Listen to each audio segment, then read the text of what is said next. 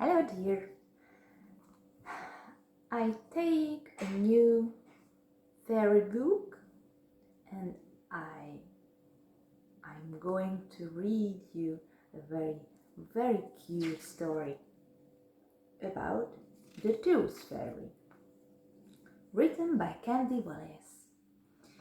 It all began when Thomas Stimson went to tea with his grandma. Thomas' grandma made very nice teas. Well, almost. She made little squidgy sandwiches and wibble-wobble green jellies and strawberry milkshakes, so fourthly you get pink bubbles on the end of your nose. And she made rock cakes.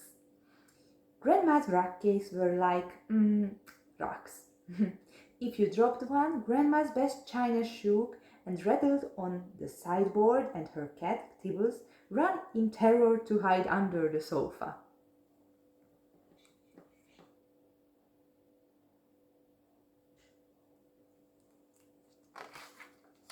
One day, when Thomas Stimson went to tea and bit into one of Grandma's rock cakes, his wobbly tooth came out and dropped onto his plate with a clink. "Lucky Thomas," said Grandma. "Let me put that tooth in a napkin for you. You must take it home and put it under your pillow for the Tooth Fairy." When Grandma disappeared into the kitchen, Thomas quickly popped the rest of his rock cake in the plant pot where Grandma's aspidistra grew. That's where he always put his rock cakes. Thomas wasn't too sure about this tooth fairy business, but he was prepared to give it a try. So that night he put his tooth under his pillow and went to sleep. The next morning Thomas was amazed to find that his tooth had gone, and there was a shiny new coin lying in its place.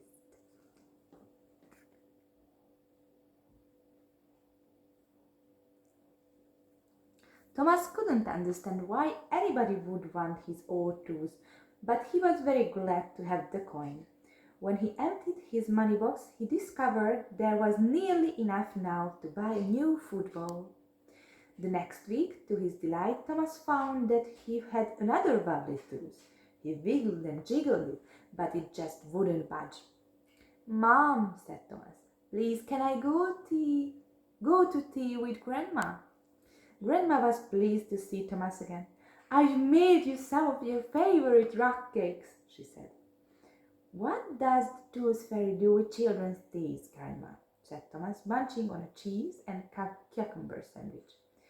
"You have to ask the Tooth Fairy," Grandma chuckled and went to get a fresh batch of rock cakes out of the oven.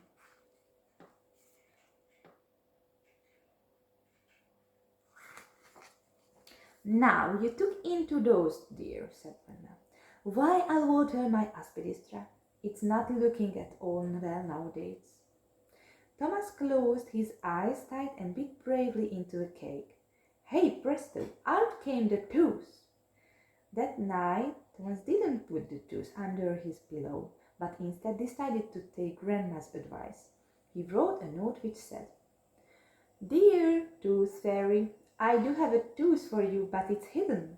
Wake me up and I'll tell you where it is. What do you want it for? Love, Thomas." And he settled down and went to sleep. He was in the middle of a horrible dream where a giant rock cake with big teeth was trying to eat him when he suddenly woke up. He was amazed to see a tiny creature on his pillow with miniature spectacles on her nose, reading his note and tooting to herself. Thomas rubbed his eyes to make sure he wasn't still dreaming.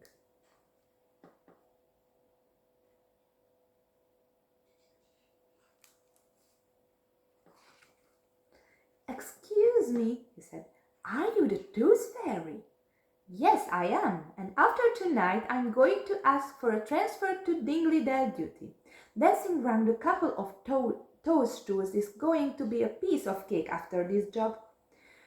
"I'll tell you where my tooth is if you tell me what you are going to use it for," said Thomas firmly.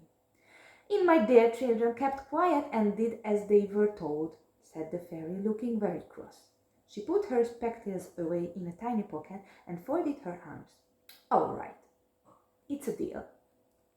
Thomas took his tooth from his bedside drawer and gave it to the fairy. "But I don't have the time to explain," she said. "You have to come and see for yourself." Thomas was thrilled. "Will you whisk me off to fairyland with a magic wand?" he asked excitedly, remembering the school play. Jenny Spots had a wand to go with her fairy costume, made out of a stick with a silver star on the end. "You're a bit behind the times," sniffed the fairy, taking out a tiny remote control that sparkled in the moonlight. She pointed it at Thomas and pressed the button. Wow! Thomas was standing in a vast room that sparkled and shone, as though covered with silvery cobwebs.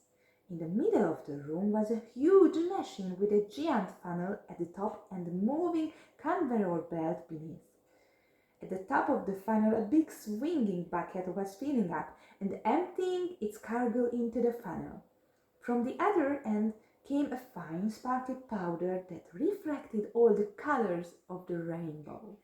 It floated like a river along with a conveyor belt to where it was dropped into little sacks and sealed.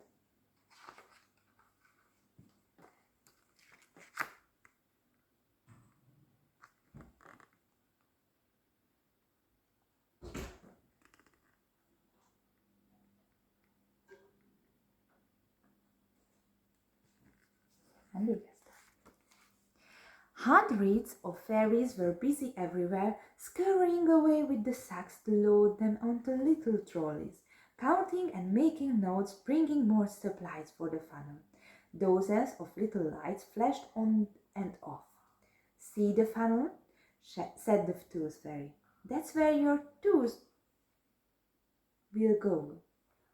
All the little teeth are dropped into there, and what comes out of the other end is magic powder. It's the secret ingredient in lots of our spells.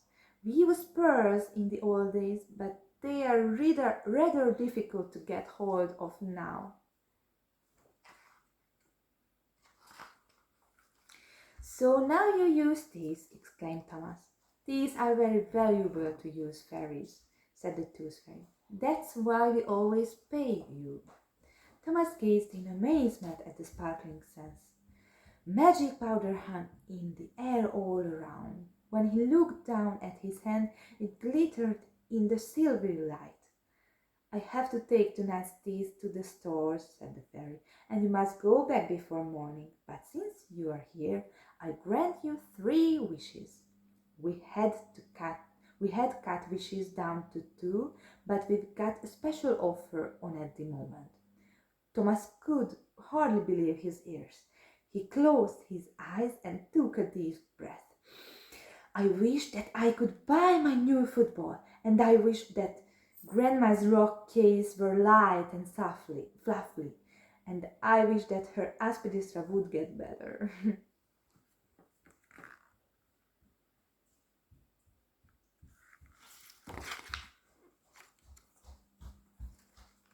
Before he could finish speaking, the fairy factory had vanished. He was lying in his bed with the sun shining through his window. Feeling under the pillow, he felt a coin. Thomas rushed to his piggy bank and shook out all the money. He counted carefully. Yes, there was enough for the new football. He took it round to Grandma's the following week when he went for tea. "Very nice, dear," said Grandma, as she brought in some delicious smelling rock cakes fresh from the oven. Thomas sank his teeth into one and took a big bite. It was soft and crumbly and full of big juicy crumbs. "These are great, Grandma," he said in a mumbly sort of way because his mouth was full. "Thank you, dear. It's the new recipe. Now you tuck in while I water my aspidistra. It's coming on a treat." This is aspidistra. And this is the end of the story.